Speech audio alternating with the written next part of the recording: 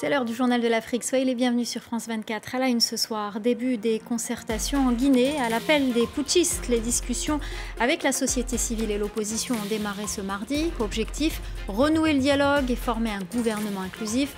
Nous serons à Conakry dans ce journal. La France s'inquiète de voir le groupe privé russe Wagner s'implanter au Mali. Ce groupe de mercenaires pourrait déployer 1 millier d'hommes dans le pays. L'arrivée de ces troupes pourrait remettre en cause l'engagement de la France au Mali. Les soldats français y combattent les djihadistes depuis 8 ans. Nous reviendrons sur ce groupe et ses objectifs dans ce journal.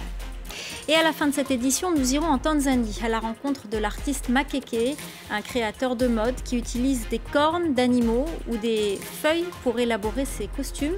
Il organise également des défilés de mode qu'il présente à travers l'Afrique et l'Europe. Les détails dans un instant. En Guinée, les consultations entre militaires au pouvoir et forces de l'opposition ainsi que la société civile ont démarré aujourd'hui. Depuis leur arrivée au pouvoir, après le coup d'État contre le président Alpha Condé, les putschistes multiplient les gestes de conciliation. Ils n'ont toutefois pas encore tracé une feuille de route pour la transition. Les précisions à Conakry de Sarah Sako.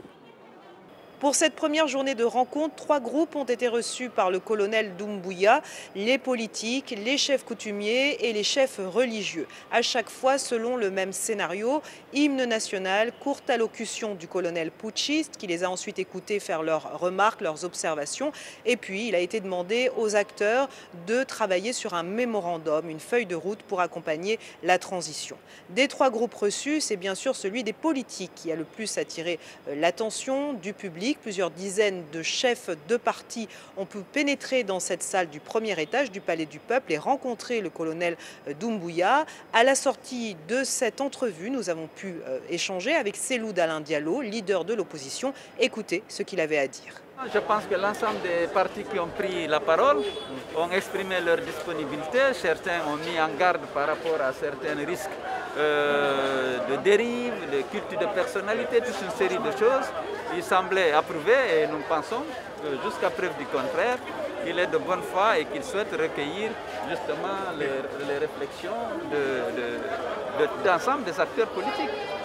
Il y a eu aussi beaucoup de frustration en ce premier jour de rencontre. Certains n'ont même pas pu pénétrer dans la salle où avaient lieu les concertations. C'est le cas d'Étienne Soropogui, opposant bien connu ici en Guinée, fraîchement sorti de prison. Il a été libéré par les putschistes cette semaine. Écoutez-le. Nous osons espérer que c'est une question organisationnelle qui sera rapidement corrigée. Mais on ne peut pas, et ça c'est important que cela soit dit, construire tout ce qui est en train de se faire dans la précipitation, dans l'amateurisme. Ce marathon se poursuivra jusqu'à vendredi. Le colonel Mamadi Doumbouya doit notamment recevoir les miniers, les syndicats, le patronat, la société civile ou encore les diplomates. On vous a déjà parlé de Wagner, la société militaire privée russe, celle-là même qui opère en Centrafrique. Eh bien, c'est désormais le Mali qui pourrait faire appel à ses services. Comment fonctionne ce groupe de mercenaires ? Quel est son objectif? Élément de réponse avec Florent Rodeau et Haxi Meyer-Pelkin. Pour Amnesty International, c'est l'armée secrète de Vladimir Poutine. Fort de 2500 à 5000 mercenaires, le groupe Wagner s'est déployé depuis 2014 dans les zones de conflit de la planète où la Russie a des intérêts stratégiques, comme en Syrie. L'objectif principal de toute entreprise militaire privée, défendre les intérêts d'un gouvernement s'il ne peut pas utiliser son armée régulière. Nos objectifs, ce sont des revenus financiers et la possibilité de prendre le contrôle d'un grand marché de ressources pétrolières pour notre pays. Soutien aux séparatistes pro-russes dans le Donbass, reconquête du territoire perdu par Bachar el-Assad en Syrie, livraison d'armes et combat avec l'armée du maréchal Haftar en Libye, sécurité du président Maduro au Venezuela, formation de la garde présidentielle et de l'armée en Centrafrique, ou encore répression des manifestations anti-El-Béchir au Soudan. La liste est longue. Le groupe Wagner opère dans une dizaine de pays. En échange, il obtient dans certains d'entre eux le droit d'extraire de l'or, du gaz, du pétrole ou des diamants. Une armée privée de mercenaires, russes, mais aussi étrangers, désormais dans le viseur de l'ONU et de plusieurs ONG, Amnesty International en tête, qui l'accusent de torture, d'exécution et de viol sur des civils. Des organisations préoccupées aussi par l'assassinat en 2018 en Centrafrique de 3 journalistes russes ayant cherché à enquêter sur les activités de cette société opaque. Interrogé sur la question, le Kremlin, lui, botte en touche. Selon lui, le groupe Wagner n'existe pas. Des images et des témoignages prouvent pourtant aujourd'hui le contraire.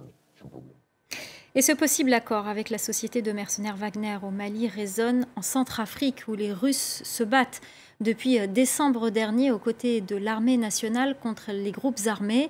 Une présence qui a beaucoup fait parler d'elle ces derniers mois, puisque les Wagner sont régulièrement accusés d'exactions, comme nous l'explique notre correspondant à Bangui, Clément Diroma. Le groupe Wagner est implanté depuis plusieurs années en République centrafricaine. Alors officiellement, Moscou a déployé des instructeurs russes dans le pays depuis 2018 pour former l'armée nationale. Mais derrière ces instructeurs, c'est la société de mercenariat privé qui opère, notamment selon un rapport d'experts des Nations Unies. Alors depuis la crise électorale en décembre 2020, puis l'attaque des rebelles sur Bangui, l'État centrafricain a reçu de nombreux renforts de la société Wagner. Jusqu'à 2000 mercenaires seraient présents. Ils combattent encore aux côtés de l'armée nationale en région. Et depuis janvier, ils ont repoussé la coalition rebelle vers les frontières au nord du pays. Alors en juin, les experts des Nations Unies envoyés ici parlaient d'assassinats aveugles, de pillages, de recours excessifs à la force et pointaient justement du doigt les forces nationales, leurs alliés russes et aussi les troupes rebelles. Les experts de l'ONU dénonçaient alors des violations du droit humanitaire international. Ce rapport mentionne la participation russe dans les combats en tête des opérations et non uniquement en soutien aux forces nationales.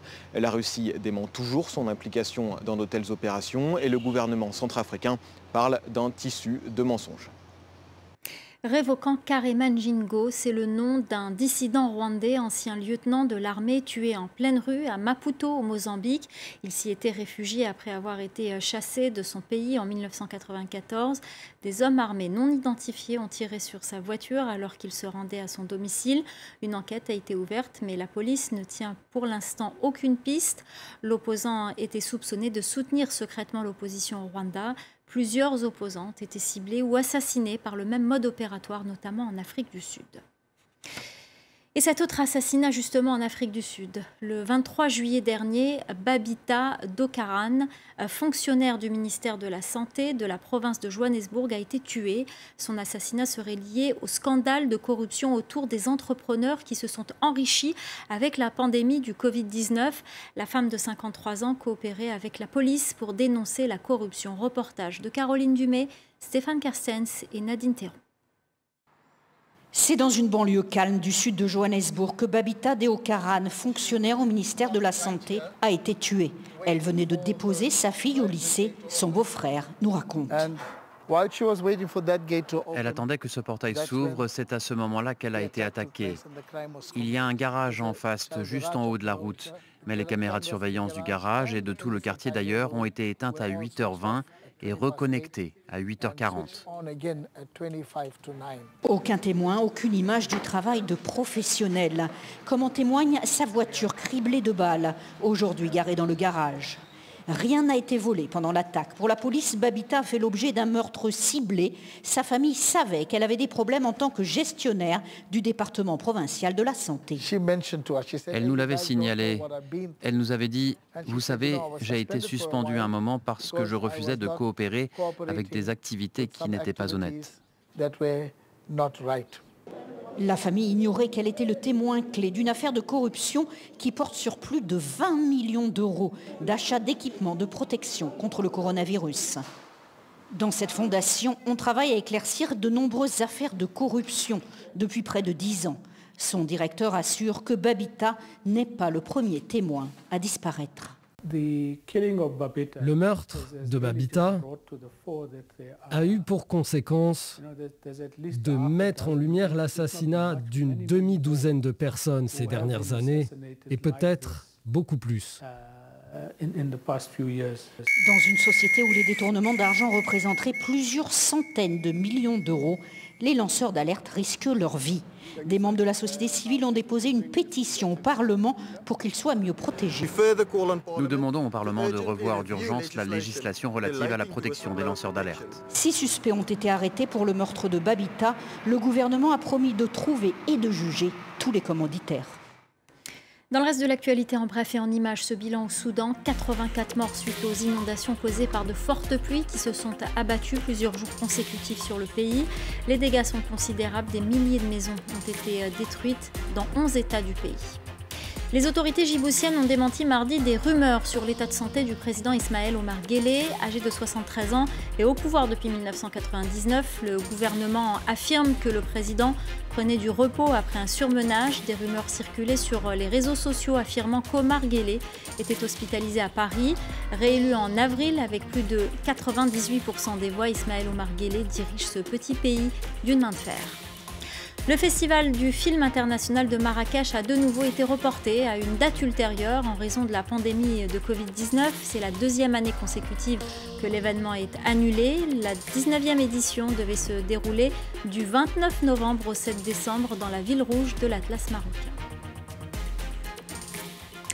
Et avant de se quitter, je vous emmène en Tanzanie à la découverte de l'artiste Makeke. Son but et de montrer comment était la vie avant l'arrivée des colonisateurs. Ce créateur de mode utilise des cornes d'animaux ou encore des feuilles pour élaborer ses costumes.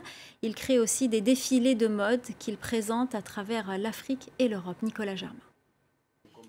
Joktan Makeke est un créateur de mode tanzanien. Il explique que son objectif est de créer un style authentiquement africain. Dans la vie, c'est bien d'être fier de ce que vous êtes. Votre culture, c'est votre identité.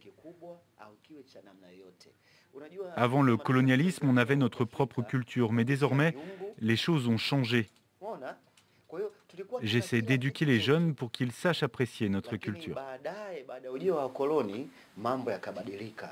Pour ses créations, il s'inspire de la nature et du monde animal. Il dit vouloir imaginer la culture sur le continent telle qu'elle était avant l'arrivée des colons. On fait nos costumes à partir d'écorces d'arbres ou de peaux d'animaux pour montrer d'où vient notre culture. Quand on organise des festivals, les concerts sont gratuits. On veut que les gens connaissent l'histoire de leur pays.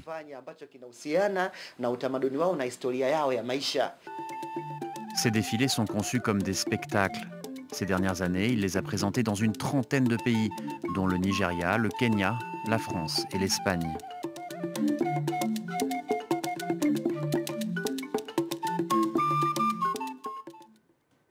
Voilà, c'est la fin du Journal de l'Afrique. Restez avec nous dans quelques instants, la suite de Paris Direct avec Audrey Racine.